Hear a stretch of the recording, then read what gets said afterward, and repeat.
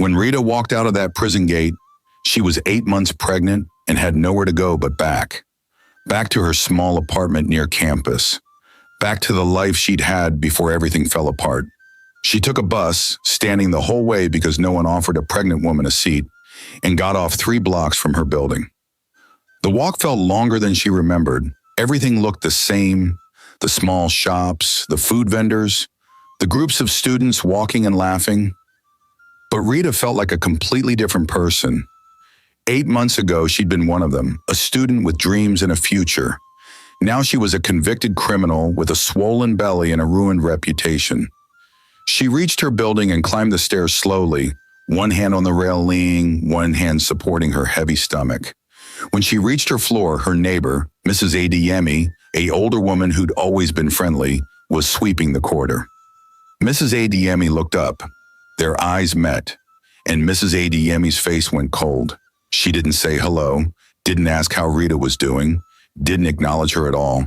She just turned her back and went into her apartment. The door shut with a loud click. Rita stood there for a moment, stung. Then she fished her key out of her bag and opened her own door. The apartment was exactly as she'd left it 8 months ago. Dust covered everything. The air was stale, but it was still hers. Rita set down her small bag of belongings and looked around. Her textbooks were still on the desk. Her notes were still scattered around. Her uniform from the hotel was hanging on a hook. Everything frozen in time, like the world had been waiting for her to come back and pick up where she left off. Except she couldn't. That life was gone. Rita sank onto her bed, the mattress creaking under her weight, and stared at the ceiling. What now? The next few days were a nightmare. Word spread fast that Rita was back. The pregnant thief, the girl who tried to rob a rich man, the student who'd thrown away her future for money. The whispers followed her everywhere. When she went to buy food from the woman who sold provisions downstairs, the woman's smile disappeared. Cash only, she said coldly, even though Rita had always paid cash anyway. When Rita walked past groups of students, they stopped talking and stared. Some whispered, some pointed, some laughed. That's her, the one who got arrested. I heard she was pregnant when they caught her. Probably why she needed the money. She was so close to graduating too. What a waste. Rita kept her head down and walked faster, but the words followed her like flies. A week after returning, Rita went to the university. She needed to know if there was any way to salvage her education. She'd missed her final exams. They'd been scheduled 2 months after the incident, but she'd been in prison. But maybe she could repeat the final year. Take the exams late, still get her degree. She had to try. The administrative office was on the 2nd floor of the main building. Rita climbed the stairs slowly, her pregnant belly making every step difficult. When she reached the office, the secretary looked up, and her face immediately showed recognition and judgment. "Can I help you?" the woman asked, her tone icy. "Yes, I'm Rita Lawson. I was a final year student. I had some difficulties, and I missed my exams. I wanted to know if I could..." "One moment." The secretary stood up and went into an inner office. Rita heard muffled voices. Then the secretary returned with a man, Dean Oladipo, the head of the business administration department. He looked at Rita like she was something unpleasant he'd stepped in. "Miss Lawson," he said stiffly, "I heard about your situation. Sir, I wanted to ask if there's any way I could complete my degree. I only have final exams left. I had a 4.5 GPA. I was on track to graduate with honors. If I could just..." "Miss Lawson," he cut her off, "you were arrested for theft. You went to prison. That is a matter of public record. I was released. The case was dismissed. Perhaps, but the damage to the university's reputation has already been done. We cannot have a convicted criminal." "I wasn't convicted. The case was dismissed." "Associated with our institution," he continued as if she hadn't spoken. "Your enrollment was terminated during your absence. You are no longer a student here." Rita felt like she'd been punched in the stomach.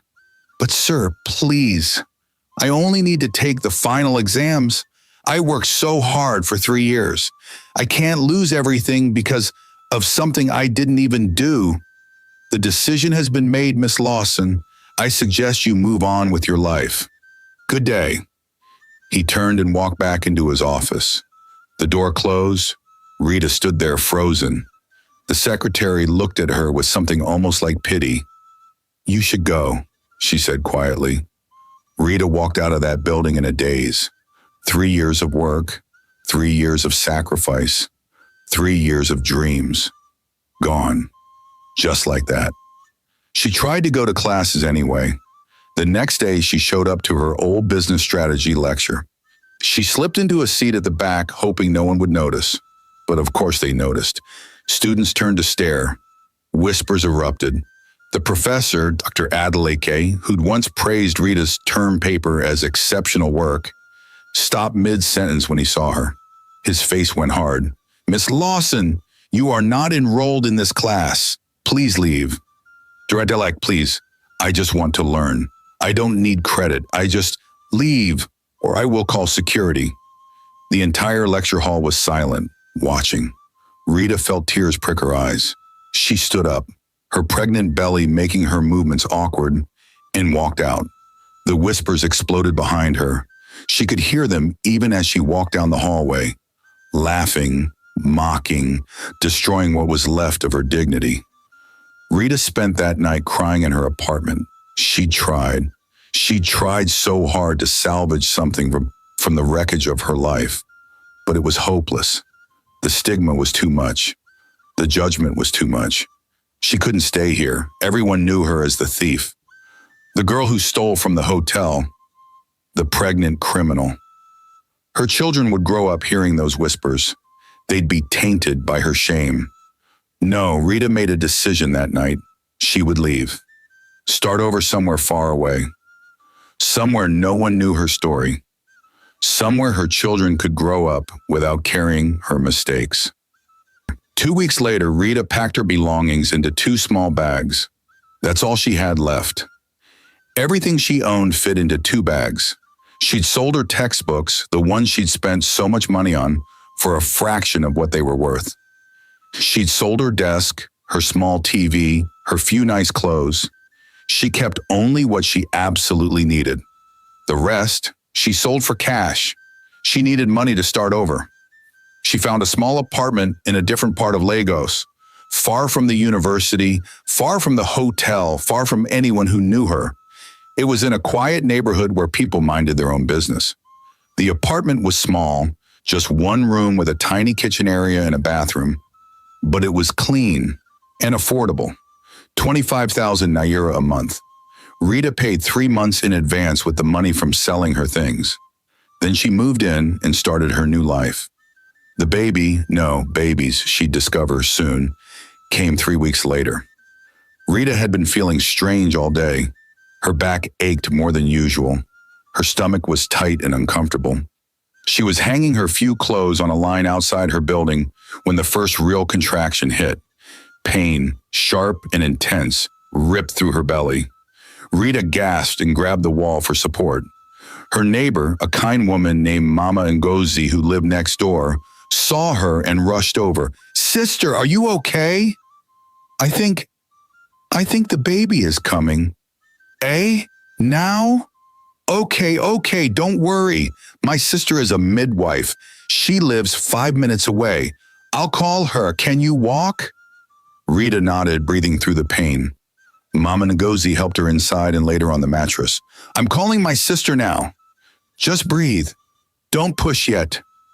Mama Ngozi's sister, Auntie Blessing, arrived 20 minutes later with a bag of supplies. She was calm, efficient, and kind. "Okay, let's see what we're working with," she said, examining Rita. Oh my. "What?" Rita panted. "What's wrong?" "Nothing's wrong, but, dear, I think you're having twins. I can feel 2 heads." "Twins?" "Yes, get ready. This is going to be a long night." It was. The labor lasted 6 hours, and when it was over, Rita didn't have twins. She had triplets, 2 boys and a girl. Auntie Blessing stared at the three tiny babies in shock. I only felt two heads. Where did the third one come from? Mama Ngozi laughed. That one was hiding. A shy baby. Rita lay there exhausted, staring at the three small bundles. 3. She'd expected one baby. Maybe 2, if Auntie Blessing was right. But 3? What am I going to do, Rita whispered. Mama Ngozi squeezed her hand. You're going to raise them, and you're going to do a good job. I can tell. You're strong. I don't feel strong. Nobody does. But you survived prison. You survived childbirth. You'll survive this too. Rita looked down at her 3 babies, tiny, perfect, innocent, and made a vow. She would give them the best life she could. She would work as hard as necessary. She would protect them from shame and judgment. She would be enough, even if it killed her year. Rita named them carefully. Emma, her firstborn, by 3 minutes, strong and loud from the moment she took her first breath. Marcus, born second, already looking around with curious eyes. Michael, born last, quiet and calm, even as a newborn. Simple names, good names, names that wouldn't draw attention or questions. When the babies were 2 weeks old, Rita started looking for work. She couldn't afford to wait. Her savings were running out fast. Diapers, formula, medicine. It all cost money she didn't have. She strapped the babies to her chest and back using wrappers. Emma in front, Marcus and Michael on her back, and walked the streets looking for opportunities. Most places turned her away immediately. You have 3 babies? How will you work? We need someone full-time. You can't manage that with infants. Sorry, we're not hiring. Rita refused to give up. On her 5th day of searching, she walked into a small restaurant. Benny's restaurant. The owner, an old man with kind eyes named Mr. Benny, was wiping down tables. Excuse me, sir, Rita said. Are you hiring? He looked up, saw her, saw the 3 babies. For what position? Anything, cleaning, washing dishes, cooking, anything. You have 3 children. Yes, sir. How old? 2 weeks. Mr. Benny whistled low. 2 weeks and you're already looking for work? I need to feed them, sir.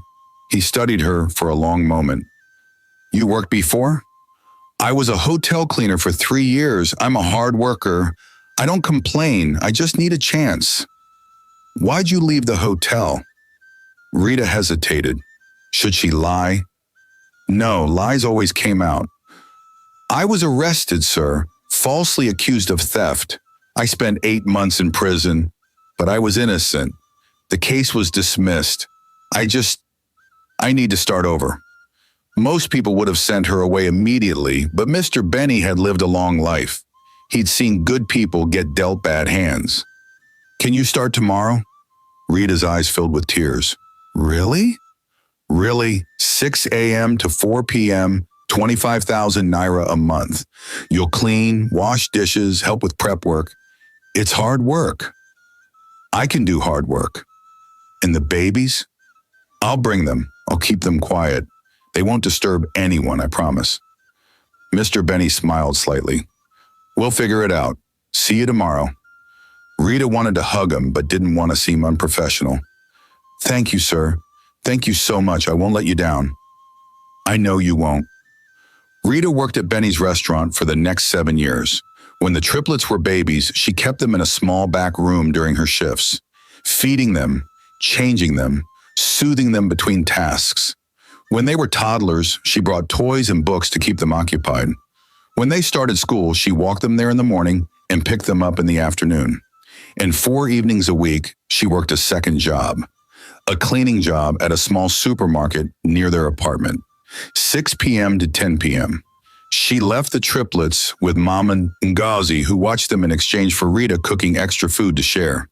2 jobs, 7 days a week, for 7 years. It was exhausting. But Rita never complained. She fed her children. She clothed them. She sent them to school. She made sure they had what they needed. And slowly, painfully slowly, she built a life. Not the life she dreamed of, not the life she'd planned, but a life nonetheless. The triplets grew up smart and strong. Emma was the leader, bossy, organized, always making plans. Marcus was the comedian, loud, funny, always hungry, always making everyone laugh. Michael was the thinker, quiet, observant, always 3 steps ahead. They bickered constantly. They argued about everything, but they loved each other fiercely, and they loved their mother even more. They saw how hard she worked, how tired she always was, how she sacrificed everything for them, and they vowed, without ever saying it out loud, to make her proud. By the time the triplets turned 7, Rita had saved 80,000 naira.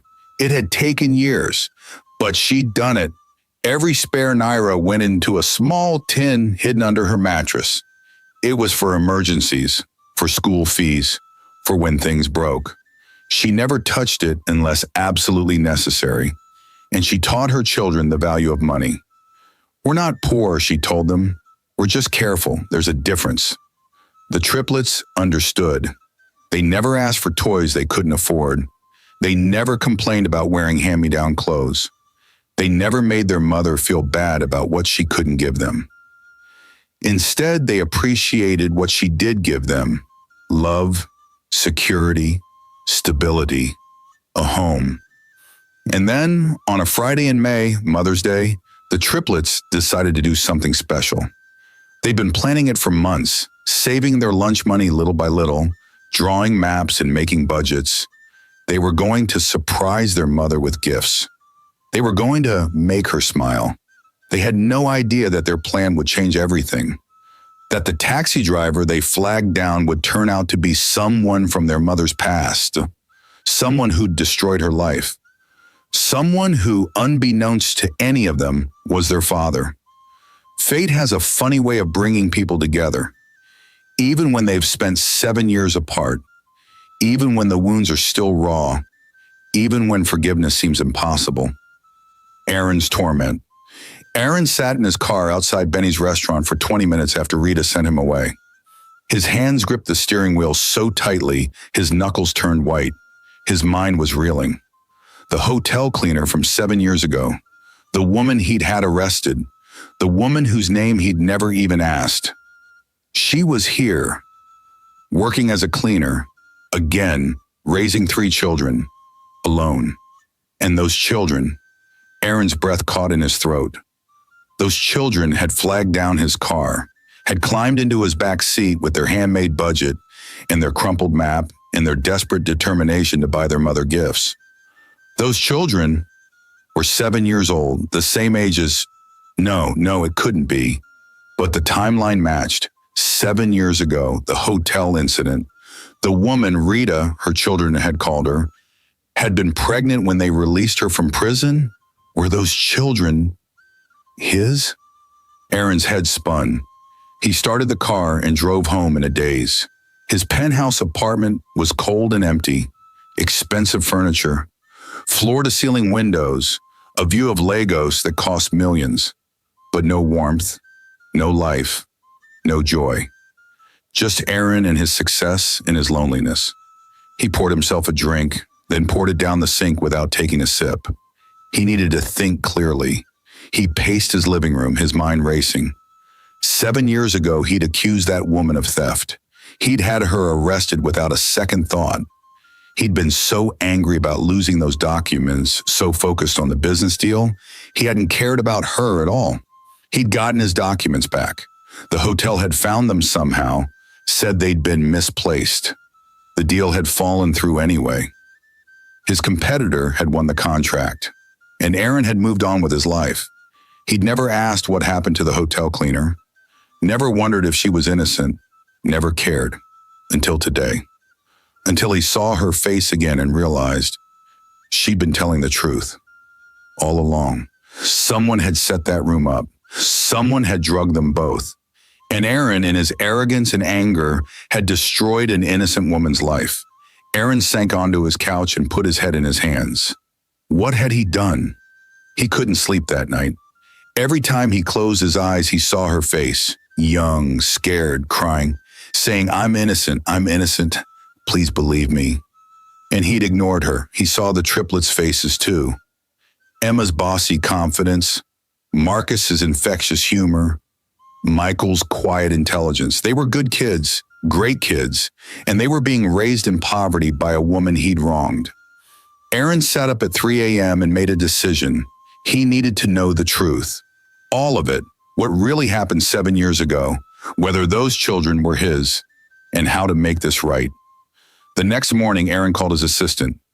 I need you to find me the best private investigator in Lagos, someone discreet, someone thorough.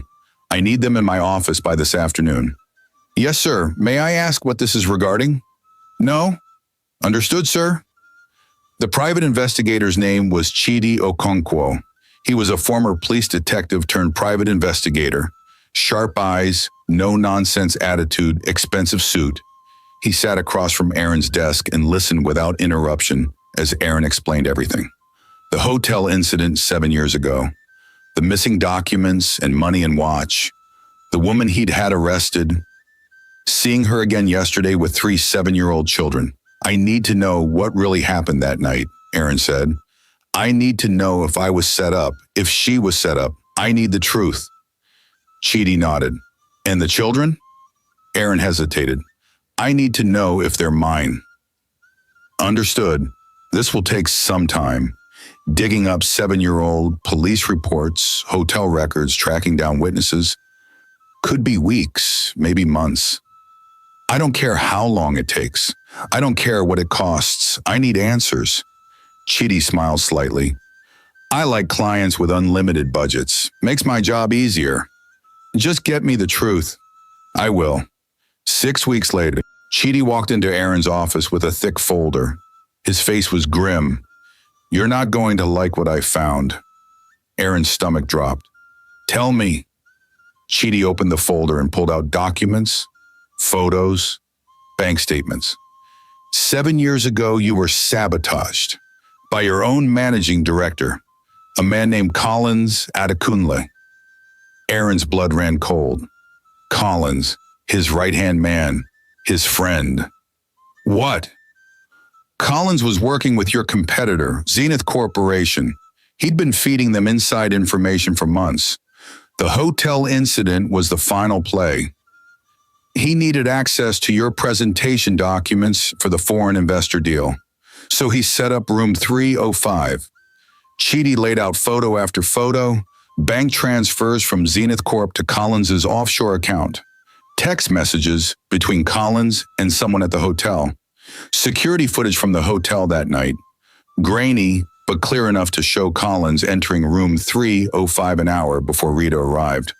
He drugged the room, Chidi continued. Some kind of aerosol sedative, fast-acting, causes temporary unconsciousness and memory loss.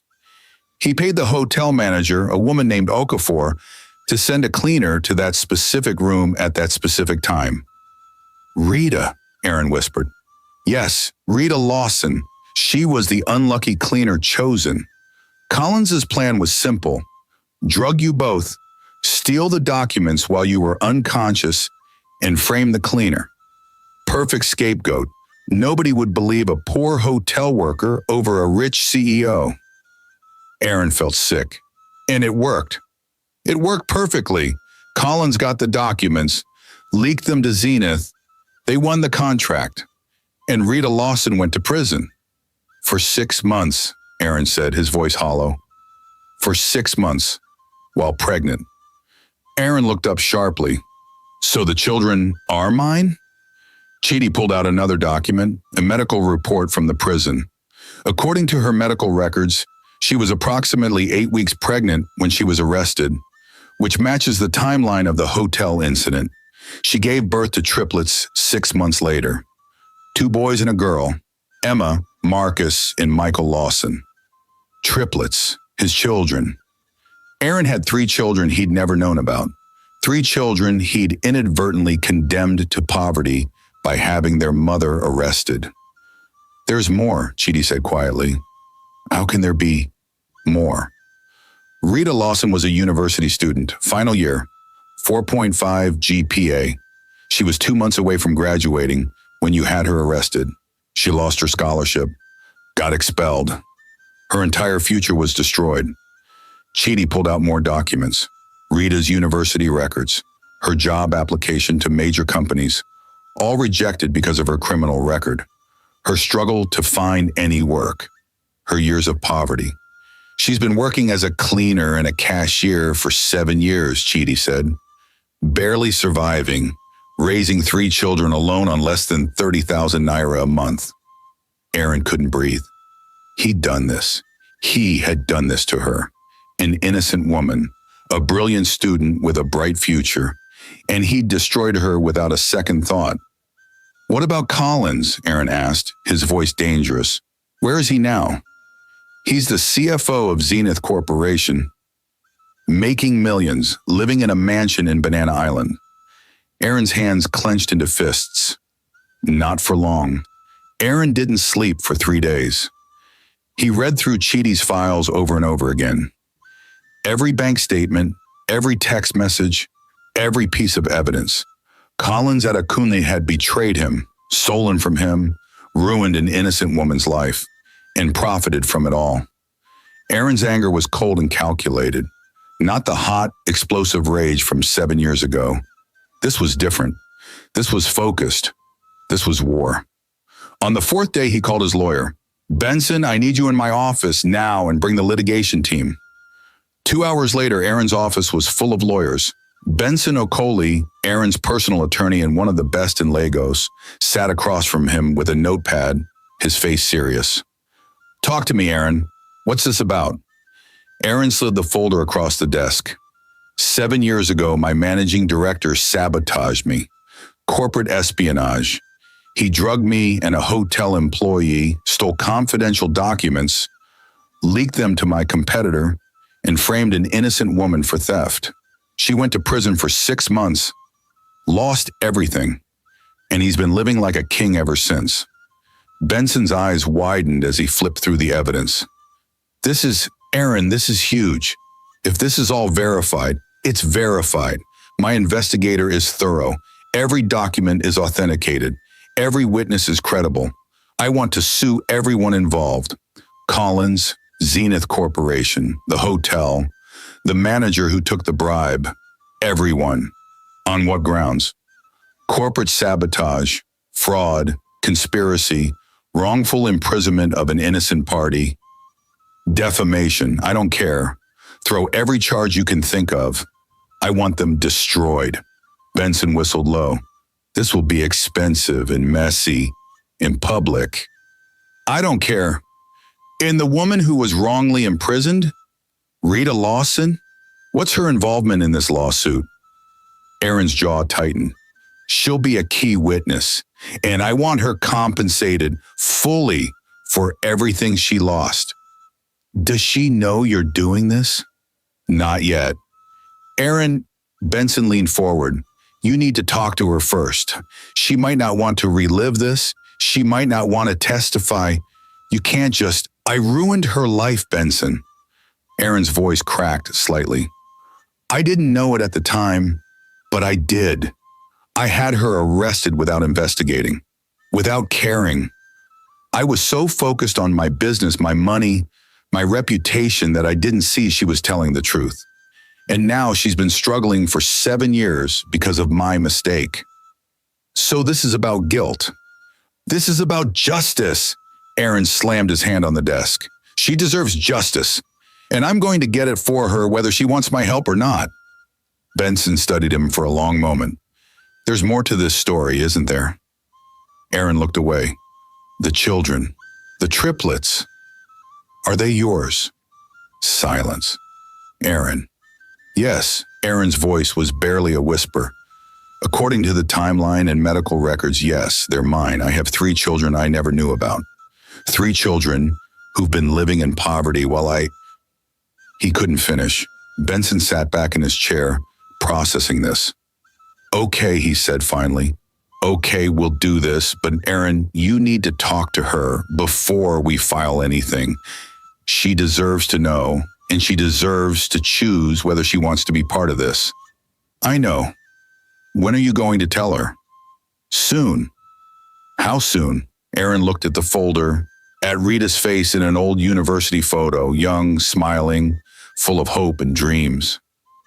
Today, Aaron had become a regular at Benny's restaurant, not because the food was amazing, though it was decent, not because it was convenient.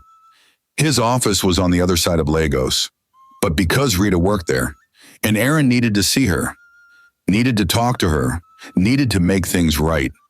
The first time he came back after getting the investigation results, he walked in with his folder of evidence tucked under his arm and hope in his chest. Rita was wiping down tables. She looked up, saw him, and her face went completely blank. Then she turned around and walked straight into the kitchen, like he didn't exist, like he was invisible. Aaron stood there in the doorway feeling foolish. Mr. Benny, who was at the counter, gave him a sympathetic look. "She doesn't want to talk to you," the old man said simply. "I know, but I need to try." Mr. Benny shrugged. "Your money is good here. You can stay, but I can't make her talk to you." Aaron sat down at a table in the corner. Rita came out of the kitchen, glanced at him, and immediately turned to her colleague, a young woman named Blessing. "Blessing, can you take that table? The one in the corner?" Blessing looked over at Aaron. "The fine man in the suit?" "Yes, that one. I'm busy." "Busy doing what? You're just standing there." "Blessing, please, just take the table." Something in Rita's voice made Blessing stop teasing.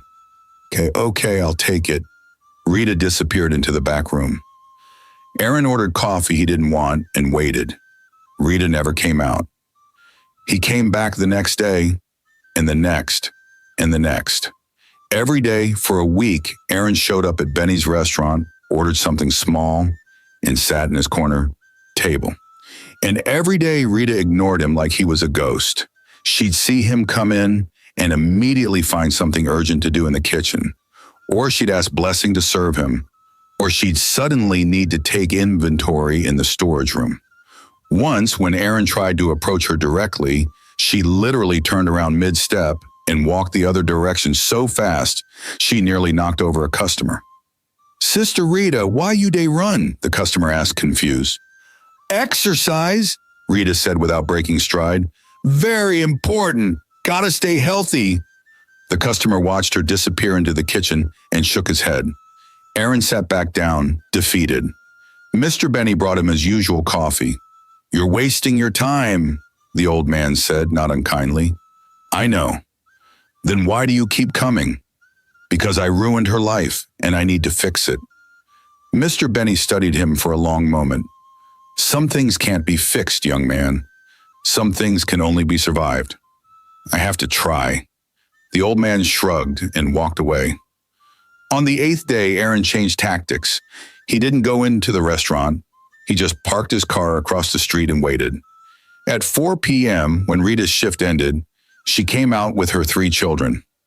Aaron watched from his car as Emma held her mother's hand on one side, Marcus held the other, and Michael walked slightly ahead, looking around at everything like he was taking notes for a report. They walked down the street together, Rita tired but smiling at something Marcus said, the children chattering and bickering as usual. "I'm telling you, if we had superpowers, I'd have super strength," Marcus was saying. "That's boring," Emma argued. "I'd have telekinesis. I could move things with my mind." "I'd have invisibility," Michael said quietly. "Why invisibility?" Marcus asked. "So I could spy on people and find out secrets." "That's creepy, Michael." "It's strategic," Rita laughed and the sound carried across the street. Aaron's chest tightened. A family. His family. And he'd had no idea they existed. Aaron sat there long after they disappeared around the corner, feeling something crack open in his chest. He came back the next day, and the next. Sometimes he went inside, sometimes he just watched from his car. He told himself he was just making sure they were safe, but really he was torturing himself. This was what he destroyed. This woman who worked herself to exhaustion for her children. These children who'd saved lunch money for 3 months just to buy their mother gifts. This family that should have had so much more. On day 12, Aaron finally got his chance. He arrived at the restaurant at 2 p.m., during the afternoon lull when there were barely any customers. Rita was refilling salt shakers at the tables. She saw him come in and immediately turned to call for Blessing. But Blessing wasn't there. She'd gone home early for a family emergency. It was just Rita and Mr. Benny. And Mr. Benny had mysteriously disappeared into his office. Rita was trapped.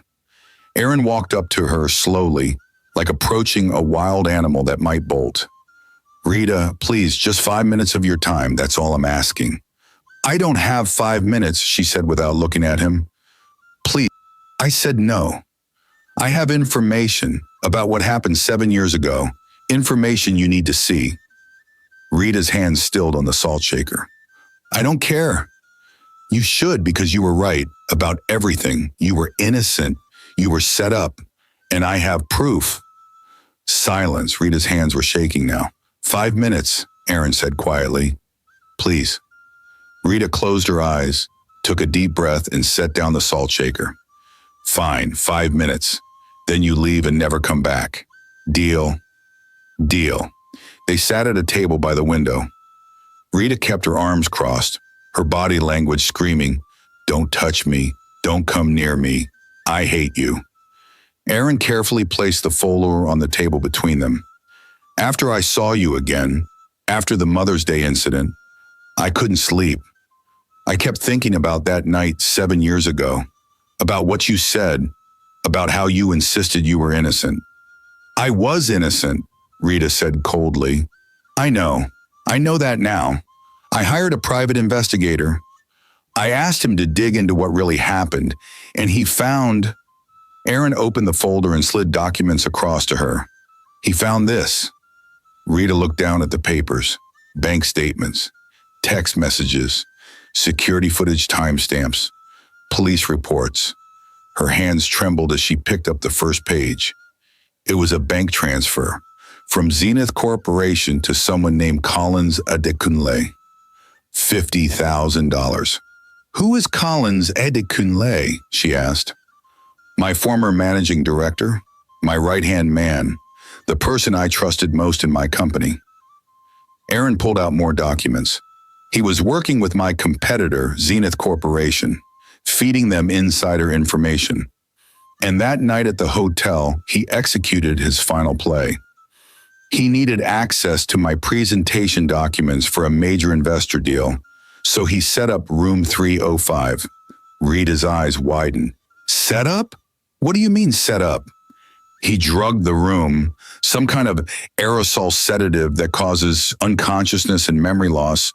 Then he paid your manager, Mrs. Okafor, to send a cleaner to that specific room at that specific time." Aaron showed her text messages between Collins and Mrs. Okafor to Collins. "Room 305, make sure someone goes in to clean." "Mrs. Okafor, which staff?" Collins, "Anyone, preferably someone young, someone nobody will believe." Rita felt like she couldn't breathe. You're saying I was chosen specifically?" "Yes, you were chosen to be the scapegoat. Collins knew that if a poor hotel cleaner was caught in the room with me, nobody would believe her story. The perfect person to frame."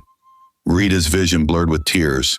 "My life, my entire life was destroyed because I was convenient? I'm so sorry." "Sorry?" Rita slammed her hand on the table so hard the salt shakers jumped. Several customers looked over. "You think sorry fixes this? You think sorry gives me back my degree, my future, my dignity?" "No, I know it doesn't, but I'm trying to make it right. I've already started legal proceedings. I'm suing Collins. I'm suing Zenith Corporation. I'm suing the hotel. I'm suing Mrs. Okafor. Everyone involved in this conspiracy is going to pay." Rita laughed, a harsh, broken sound that made her sound like she was choking on broken glass. "And what good does that do me? Money? You think money fixes what happened?" "No, but it's justice. You deserve justice. You deserve people to know you were innocent. I deserve to have never been in that situation in the first place." Rita's voice cracked. "Do you know what it was like? Being in that prison cell for 8 months, pregnant, not knowing what happened to me, not knowing who, she couldn't finish. Aaron leaned forward, his voice gentle. Rita, that night, do you know what happened? Do you remember anything? No, Rita's hands were fists now. I remember walking into the room. I remember smoke. I remember feeling dizzy and then nothing. I woke up the next morning and you were yelling at me and I was sore and I knew something had happened to me, but I didn't know what. Tears were streaming down her face now. I lost my virginity that night. I got pregnant and I don't even know who the father is. I don't know if it was you or if there was someone else in that room or if I don't know. And I have failed my children because I can't even tell them who their father is. Aaron felt like someone had reached into his chest and squeezed his heart until it burst. Rita. No. She stood up abruptly, wiping her tears roughly with the back of her hand. No, this is too much. I can't. I need you to leave. Please, just let me leave. Her voice was loud enough that Mr. Benny poked his head out of his office, his eyebrows raised in concern. Everything okay out here? He's leaving, Rita said, her voice shaking like a leaf in a hurricane. Right now. Aaron stood slowly, gathering his documents. I'm sorry, he said quietly, for everything. I know that doesn't mean anything to you, but I am, and I'm going to spend the rest of my life trying to make this right. Rita didn't respond. She just turned her back on him and walked into the kitchen. The door swung shut behind her with a finality that felt like a slap. Aaron left, but something had shifted. She'd looked at the evidence. She'd listened. She'd cried. It was a start. Aaron came back 2 days later. Rita ignored him. But this time, when Blessing went to serve his table, Rita watched from the kitchen doorway. She was thinking, processing. Her entire understanding of what had happened 7 years ago had been shattered like a glass dropped on concrete. She'd thought she was just unlucky. Wrong place, wrong time, bad luck. But no, she'd been targeted. Chosen specifically because she was young and poor and powerless. Used like a chess piece in someone else's game of greed and ambition. The anger that thought sparked in her chest was different from the anger she'd carried for 7 years. This wasn't anger at herself for being stupid or careless. This wasn't shame for somehow bringing it on herself. This was anger at them, at the people who'd done this to her, at Collins, at Mrs. Okafor, at the system that had believed a rich man over a poor woman without question, at a world that treated people like her as expendable.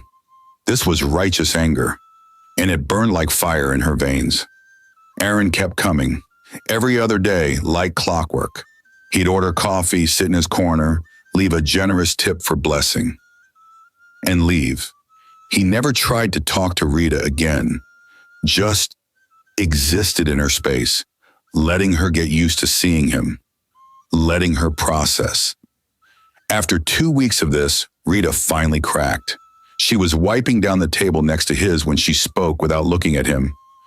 Why are you still coming here? Aaron looked up, surprised she was talking to him. His coffee cup froze halfway to his mouth. Because I don't know where else to be. That's a stupid answer. It's the truth. Rita finally looked at him. He looked tired, like he hadn't been sleeping well. His usually pristine suit was slightly wrinkled.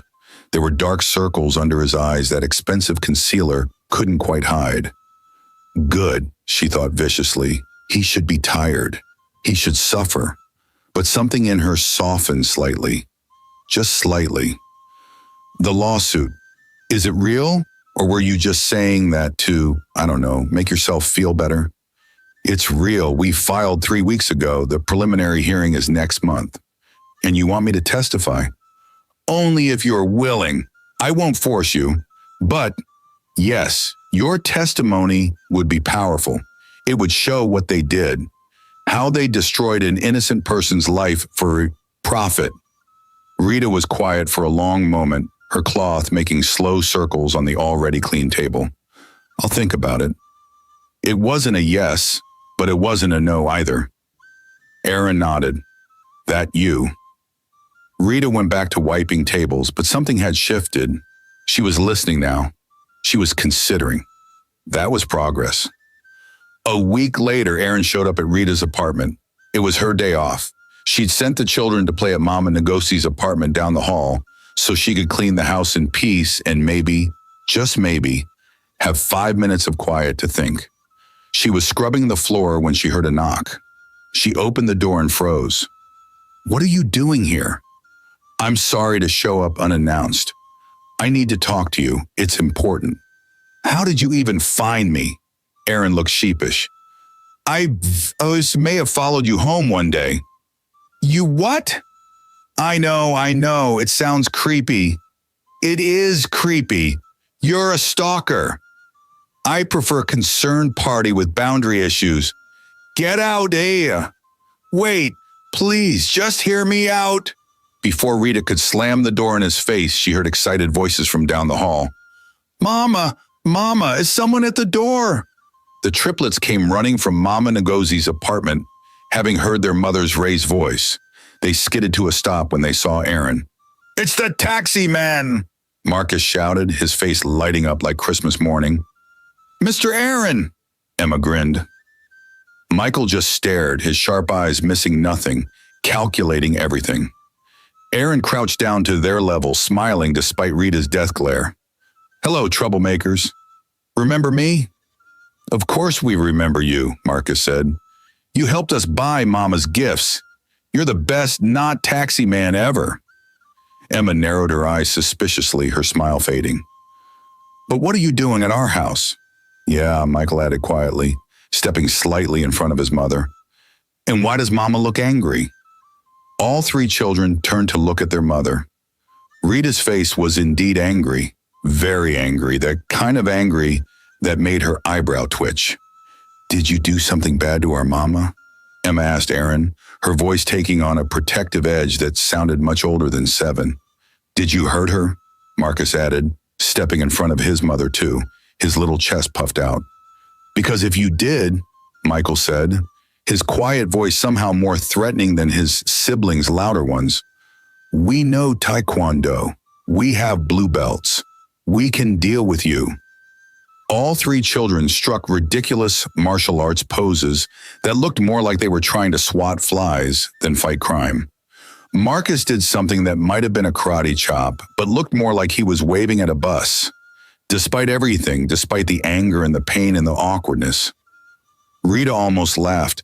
Aaron looked at the three tiny humans threatening him with their blue belts and felt his heart crack wide open. These were his children. He didn't have proof yet, but he knew. Every instinct in his body screamed it. No, he said gently. I didn't hurt your mama. Well, not recently, but I did hurt her in the past, a long time ago, before you were born, and I'm trying to apologize. What did you do? Emma demanded, her hands on her hips in a perfect imitation of her mother's angry stance. It's complicated. Grown-up stuff. We're very mature for our age, Marcus said seriously, dropping his karate pose. We can understand complicated things. Mama says we're 7 going on 70, Michael added. Rita sighed. Inside, all of you, now. But Mama, Emma started, go to your room, the adults need to talk. The triplets' faces fell. But now, Rita's voice had that tone, the one that meant no arguments. The triplets reluctantly shuffled inside, but not before Emma shot Aaron one more suspicious look, and Marcus whispered loudly, We're watching you, mister. Michael just stared at him with those knowing eyes before disappearing into the apartment.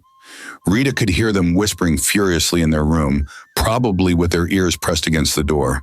She stepped outside and closed the door behind her, crossing her arms. You have 5 minutes. Talk. Can we sit? 4 minutes and 50 seconds now. Aaron took a deep breath. I need to talk to you about that night, about what happened, about the children. Rita's face went hard. What about them? I think Aaron struggled to find the words. That night, when we were both drugged, I think, I think something happened between us. And I think those children in there, I think they might be mine. Rita's breath caught in her throat. You think the timeline matches. You said you got pregnant that night. You said you don't remember what happened. Neither do I. But Rita, from the moment I met them, I felt it.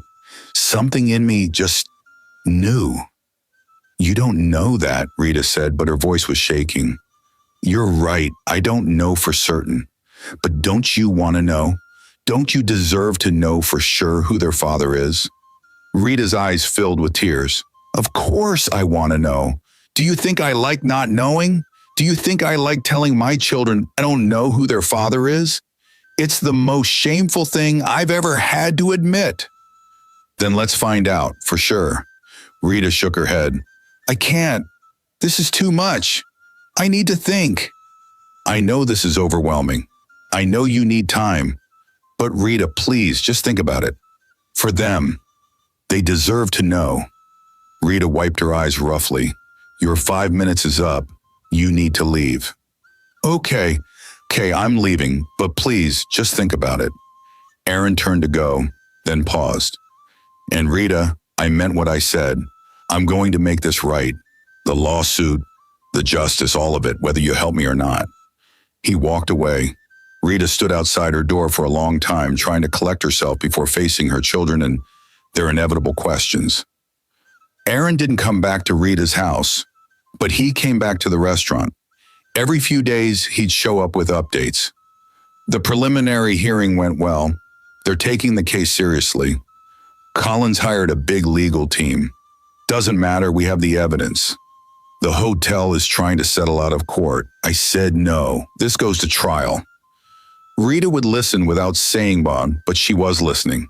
And slowly, very slowly, something was changing. 3 weeks after Aaron's visit to her house, he came to the restaurant with something different. Not documents, not legal updates, a wrapped box.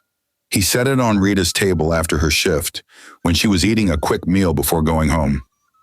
What's this? She asked suspiciously. Open it.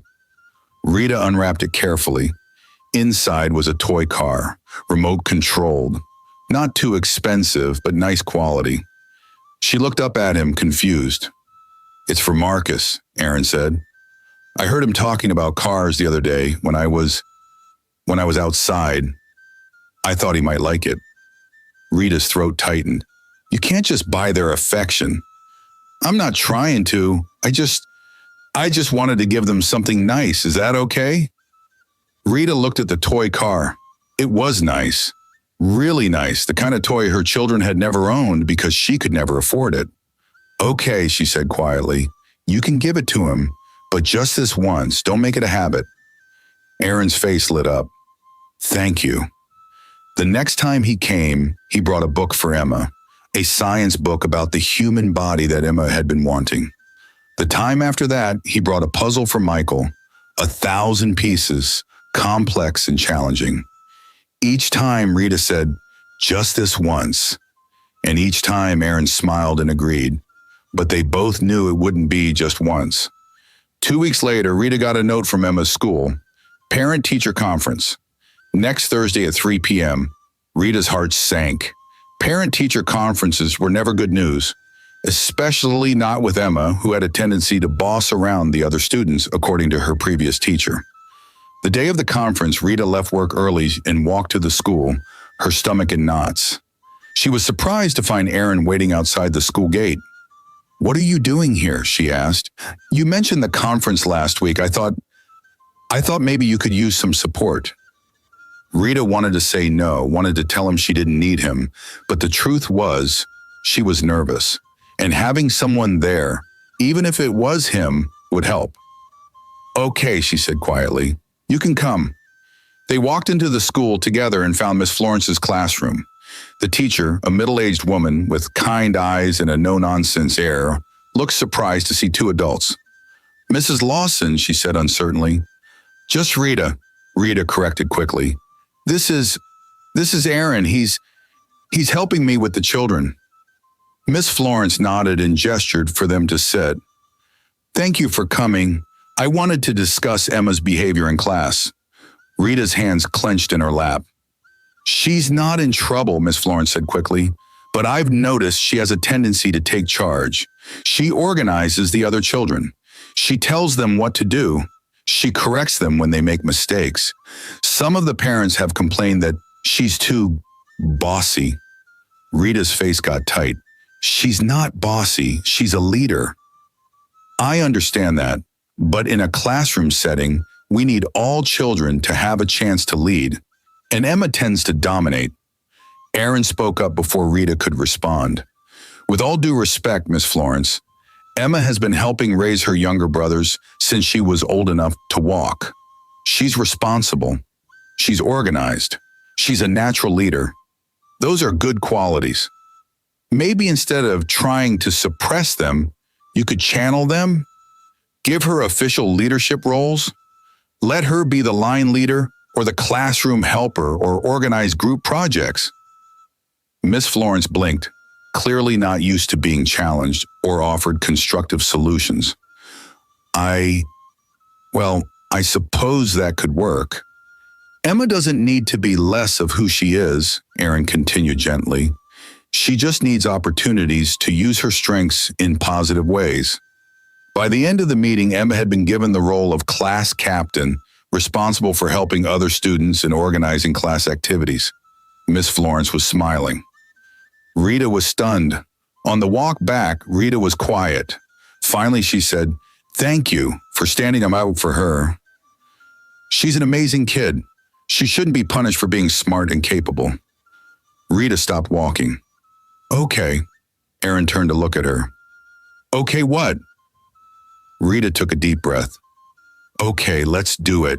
The DNA test. Let's find out for sure." But Aaron, who had been prepared for this moment, hesitated. "Are you sure? You don't have to if you're not ready." "I'm not ready," Rita interrupted. "But I need to know. I've wondered for 7 years who their father is. I've carried that shame, that not knowing. And you're right, they deserve to know. Even if," her voice cracked, "even if it means you're their father." "Rita, but on one condition," she continued. "I come with you to the clinic. I want to be there. I want to see the results myself, not just get a phone call or an email. I need to know, for real." "Of course," Aaron said immediately. "Whatever you need." Rita nodded. "Okay, we'll do it this weekend." That Saturday, while the children were at Mama Ngosi's watching cartoons, Rita moved quietly through their room. She picked up Emma's toothbrush from the cup in the bathroom, then Marcus's, then Michael's. 3 toothbrushes, 3 samples, 3 children who deserved to know who their father was. Rita carefully placed each toothbrush in a separate plastic bag. Labeled with their names, her hands were shaking. She met Aaron outside her building at 10 a.m. He had his car. She had the plastic bags. They drove to the private clinic in silence. Heavy, awkward silence. The kind of silence that felt like it was pressing down on both of them, making it hard to breathe. At the clinic, a professional woman in a white coat took the toothbrushes in Aaron's cheek swab. "Results will be ready in 2 days," she said. "You can pick them up in person or we can email them." "In person," both Rita and Aaron said at the same time. The woman nodded. "Come back on Monday at 2 p.m. Those 2 days were the longest of both their lives. Rita couldn't eat, couldn't sleep, couldn't focus on anything.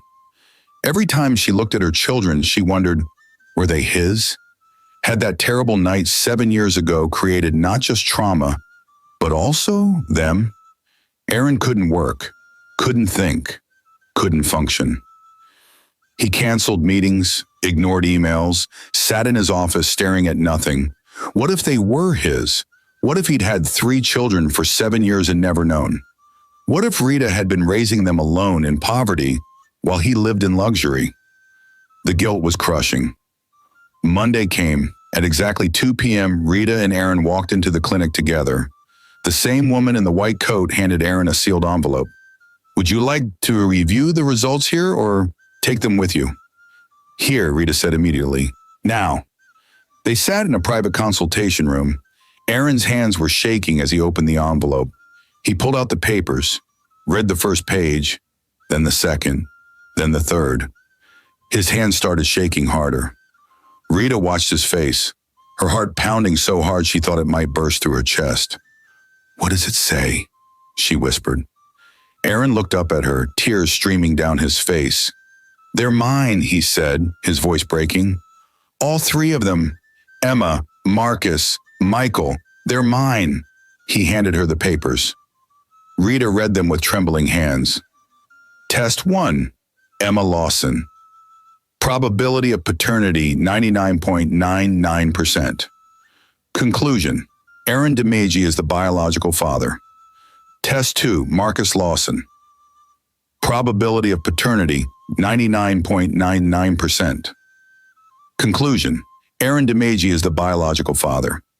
Test 3, Michael Lawson. Probability of paternity, 99.99%. Conclusion, Aaron DeMaggi is the biological father. The papers fluttered from Rita's hands. She stared at Aaron. He was crying, not quiet tears, full, gut-wrenching sobs. His shoulders shook. His face was in his hands. I'm so sorry, he choked out between sobs. I'm so sorry. They're mine. They've been mine this whole time. And I didn't know, and you've been raising them alone and struggling, and I've been living in a penthouse. And they're mine, and I'm so sorry, Rita. I'm so sorry. Rita just sat there numb. 7 years of not knowing, 7 years of shame, 7 years of telling her children, I don't know who your father is. And now she knew. It was him. The man who destroyed her life was also the father of her children. The universe had a sick sense of humor. They sat in that consultation room for 20 minutes. Aaron crying, Rita staring at the wall, neither of them speaking. Finally, Rita stood up. We should go. Aaron wiped his eyes and stood too, still shaking. They walked to his car in silence, drove to Rita's apartment in silence. Heavy, suffocating silence. When Aaron parked outside her building, Rita reached for the door handle. Wait, Aaron said, his voice hoarse. What now? Rita turned to look at him. His eyes were red and swollen. His face was blotchy. He looked broken. What do you want? She asked. I want, Aaron's voice cracked. I want to be in their lives. Please. I know I have no right. I know I ruined your life. I know I don't deserve forgiveness.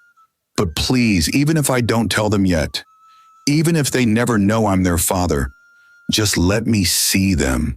Let me touch them. Let me talk to them. That's all I ask, please.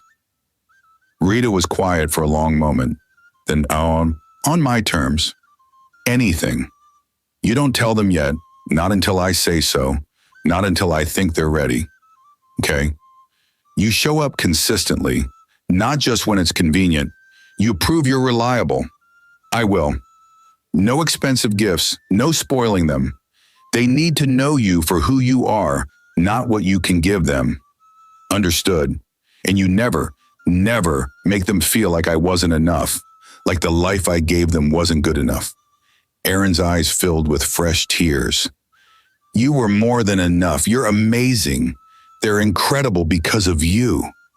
Rita nodded slowly. Okay, you can see them as their friend, not as their father. Not yet. Thank you, Aaron whispered. Thank you. Rita got out of the car without another word. She walked into her building, up the stairs, into her apartment, closed the door behind her, and finally allowed herself to cry. After that day, Aaron became a regular presence in the triplets' lives. He came to visit 2 or 3 times a week, always with small, thoughtful gifts, not expensive, just things he knew they'd like. A football for Marcus, who was obsessed with sports. Art supplies for Emma, who loved to draw. A book about space for Michael, who wanted to be an astronaut. He helped them with their homework, sitting at Rita's small table and patiently explaining math problems.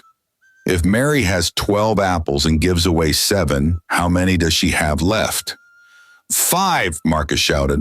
Good. Now, if she wanted us to share the remaining apples equally with 5 friends, how many does each person get? Marcus's face scrunched up. Think about it. 5 apples, 5 people, including Mary. 1 each. Exactly, you're getting it. Emma would watch with suspicion. Why are you helping us so much? Don't you have your own family? Aaron's heart clenched. No, I don't. It's just me. That's sad, Michael said quietly. Yeah, Aaron agreed. It is. Well, Emma said, her voice softening slightly. I guess you can keep coming here then, if you want. I want.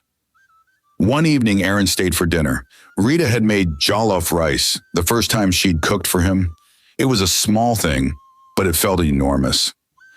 They sat around the small table, Rita, Aaron, and the 3 children, and ate together. Marcus talked nonstop about his football match at school. And then I kicked the ball so hard, it went flying across the field and almost hit the teacher. Marcus, Rita scolded. You almost hit Miss Joy? It was an accident. And she laughed. She thought it was funny. Emma complained about a girl in her class who kept copying her drawings. She sits next to me and just copies everything I do. That is so annoying. Maybe she thinks your drawings are good, Aaron suggested. Well, she should make her own drawing, Michael asked Aaron question after question about his job. What do? I run a company. What kind of company? We make technology products, things like computers and phones. Do you make a lot of money? Michael, Rita scolded. What? It's a valid question. Aaron laughed. Yes, I make a lot of money. How much? Michael. Enough to be comfortable, Aaron said diplomatically. Michael stared at him with those sharp, calculating eyes. You like our mama, don't you? The entire table went silent. Rita choked on her rice. Aaron froze. Emma and Marcus stared at their brother. Michael, Rita finally managed. That's not appropriate. Why not? Michael asked innocently. He's always here. He brings gifts. He helps us. He looks at Mama the way people in movies look at people they like. It's obvious. Rita's face was bright red. Michael, that's enough. I'm just saying what everyone's thinking, Michael said matter-of-factly. Emma kicked him under the table. Ow, what? Stop being weird, Emma hissed. Marcus, oblivious to the tension, just kept eating. Can I have more rice?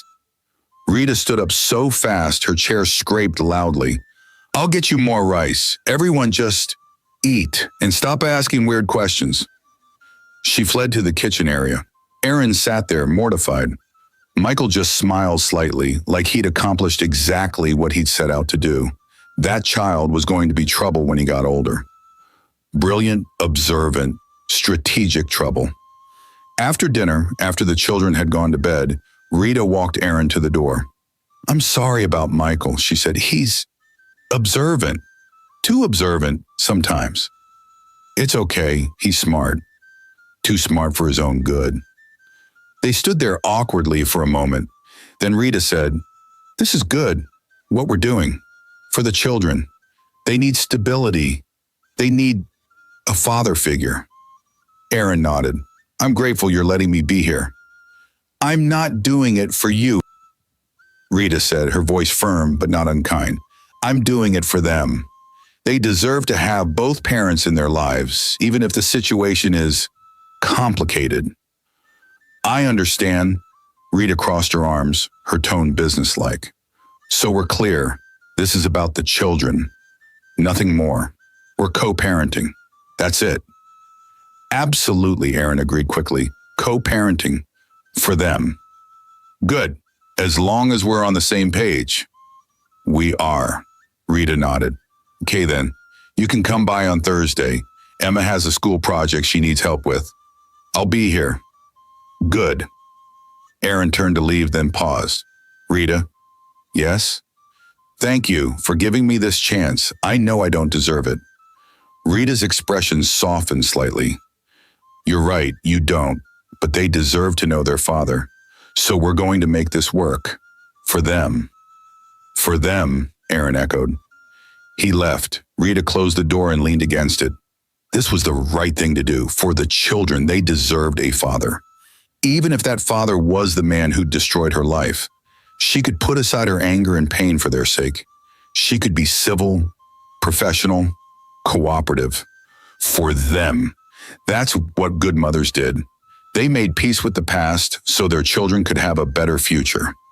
Rita took a deep breath and went to check on her sleeping children. They were tangled together on the mattress.